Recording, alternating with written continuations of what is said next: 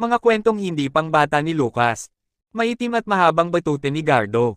Sa isang malaking eskwelahan ay nagtatrabaho si Gardo. Si Gardo ay may malaki, mahaba, at matigas na batute na lagi niyang dala. Palagi niya itong hawak at nililinisan.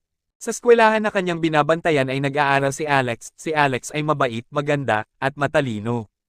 Kinausap ni Alex si Gardo dahil sa kanyang pangangailangan.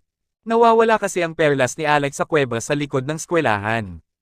Walang pag-aalinlangan na tumulong si Gardo dala ang kanyang maitim, mahaba, at matigas na batuta.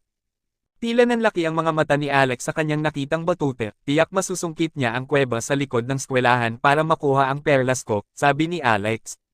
Nagtungo si Gardo at si Alex upang ipakita ang kuweba sa likod ng eskwelahan.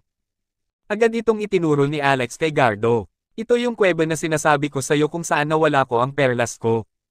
Huwag kang mag-alala Alex, susungkitin ko ang kuwebang iyan para makuha ang perlas mo, sabi ni Gardo. Dahil ingat na ingat siya sa kanyang batute ay nilawayan niya muna ito para di kumapit ang dumi at di magasgasan. Tinulungan din siya ni Alex na panasan ito.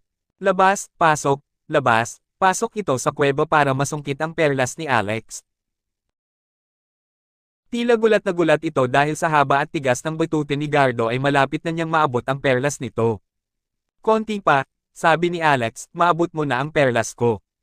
Labas, pasok, at naabot na nga ni Gardo ang perlas ni Alex.